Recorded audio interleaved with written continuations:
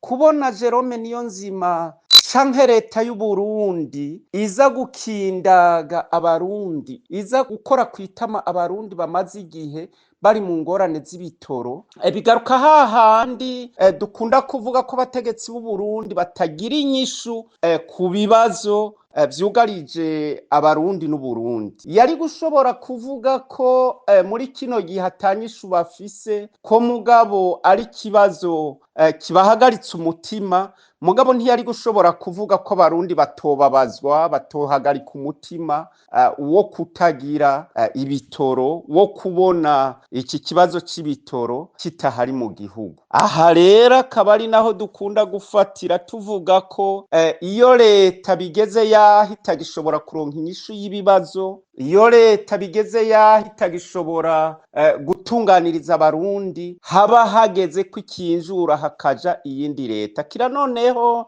imyaka irenga 20 abarundi batwawe n'iyi leta, baramaze kubona ko ataco ishoboye, kandi baramaze kubona ko imaze kunanirwa ku bibazo bitari bikeya. Aho rero bigeze nuko abarundi bafatana mu nda bagasenyura iyi leta, bakaronka iyindi leta ishobora kubatunganiriza, idashobora kuzira bacumita mu bisebe bitagira uko bingana vy'ibibazo batewe n'iyi ntwaro ya CNDD-FDD.